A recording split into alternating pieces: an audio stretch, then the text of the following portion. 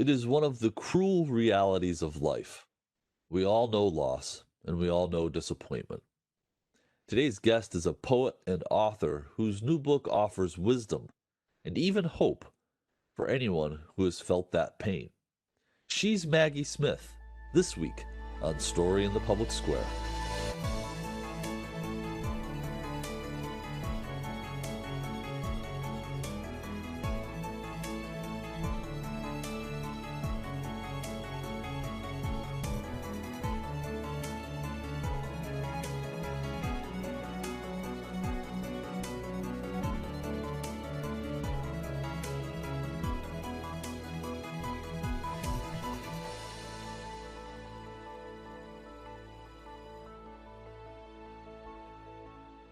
Hello, and welcome to Story in the Public Square, where storytelling meets public affairs. I'm Jim Ludis from the Pell Center at Salve Regina University.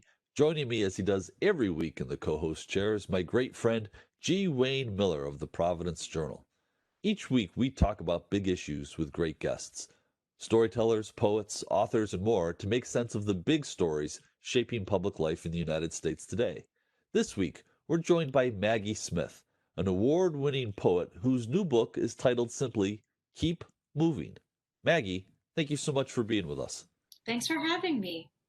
So you've been on the show before, and as we sat back and talked about sort of where we should be at the end of 2020, and after the year that we have had as a planet and as a country, we thought of you, somebody to help us make sense of this. So thank you so much for coming back.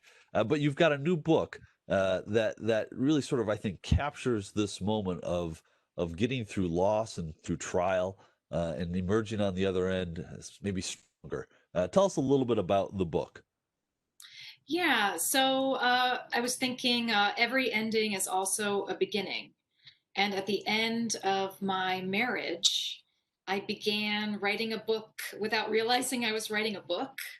The Keep Moving began as a series of tweets, though that word seems strange. It began as a series of tweets, really little self pep talks that I would write first thing in the morning and post on Twitter and on Instagram as a way of kind of talking myself through a difficult time.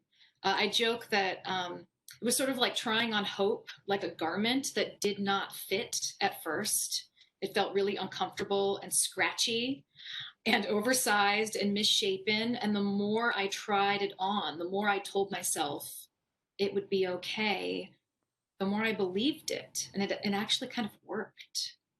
So these were messages to yourself that you were just sort of throwing off into the ether.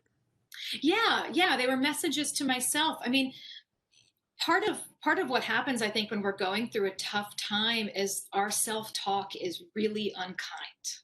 We tend to beat ourselves up. And so the idea really is that we deserve the compassion that we would extend to others. You know, to talk to yourself the way you would talk to your sister or brother-in-law or best friend or parent when they're going through something hard and they come to you. Why don't we extend that kind of grace to ourselves? And so I was writing these little notes to self, Twitter sized, and posting them really as a way to hold myself accountable for whatever that message was for the day. Because if I had just written it on a post it, I could have forgotten about it. But by coming out as someone who was having a struggle and holding myself accountable for whatever that action was and being vulnerable in front of thousands of people, a couple of unexpected things happened. One, it actually started to make me feel better doing it every day. And then two, I heard from people all over the world that, something that I'd written just for me felt like it was written just for them. And having that sense of community in a place like Twitter, in a time that dark, actually made me feel less alone than I felt at the time. So during that dark time when you're writing these tweets and what are essentially notes to yourself, which became this book, were you writing poetry too, poems at all? Or was this really your writing outlet? Because obviously a poet is a writer first and foremost. Tell us about that. Yeah, I'm never not writing poems.